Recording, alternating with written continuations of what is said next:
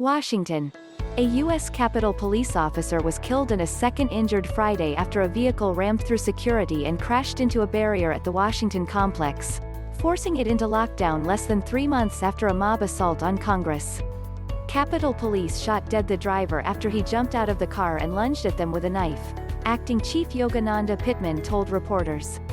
President Joe Biden, who was with First Lady Jill Biden at Camp David for the Easter holiday, offered his heartfelt condolences to the family of William Evans, the veteran policeman killed in the attack.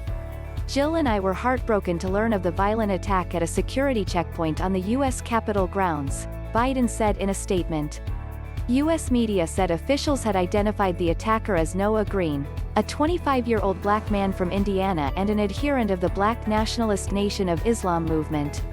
Pittman said there was no immediate indication of his motivation or police file on him. It does not appear to be terrorism-related, but obviously we will continue to investigate, Washington Metropolitan Police Chief Robert Conti added. Some of Green's online postings in March suggested a level of despair and paranoia.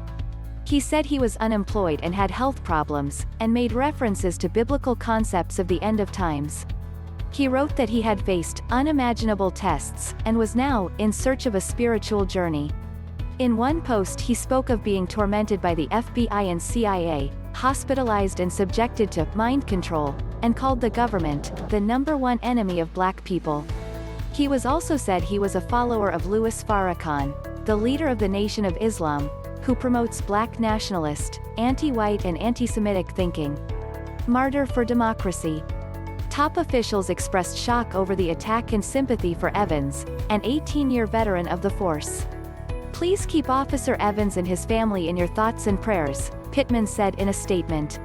House Speaker Nancy Pelosi ordered flags lowered to half-staff on the Capitol, calling Evans a martyr for our democracy.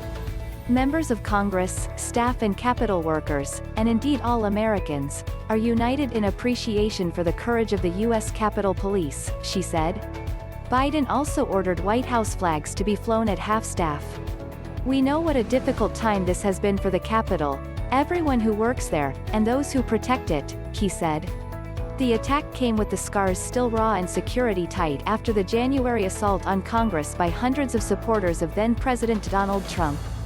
National Guard troops were mobilized Friday and staff at the huge Capitol complex ordered to stay away from windows and seek cover after alerts went out over the incident shortly after 1 p.m., 1700 GMT. While Congress was in recess for the Easter holiday, text messages sent to staffers still working inside told them no one could enter or leave the building. If you are outside, seek cover, the messages said, while television footage showed what appeared to be the injured officers being loaded onto gurneys and into ambulances. Following the attack, the blue sedan could be seen crashed into a security barrier on one of the streets leading to Congress. Memory of January 6th. In the January 6th attack, hundreds of extremist Trump backers smashed into the Capitol building yelling threats against politicians and shutting down the legislature. One Capitol police officer died as a result of the attack, as well as 4 other individuals who took part or were nearby. Since then, security officials have said there is an ongoing threat from extreme right groups and Trump supporters.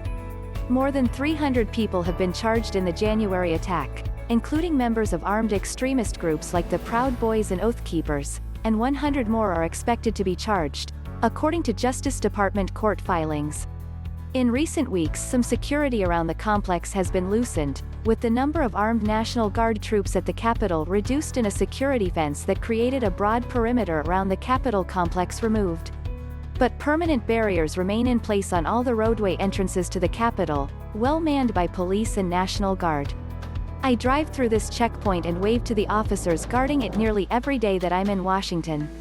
I'm heartbroken to learn of an officer's death in today's attack, tweeted Representative Angie Craig. Security officials, including the Capitol Police and National Guard, were faulted for reacting slowly to the crowds who stormed the Capitol on January 6. But, Pittman said, they also remain on edge. This has been an extremely difficult time for the U.S. Capitol Police after the events of January 6, and after the events that have occurred here today, she said.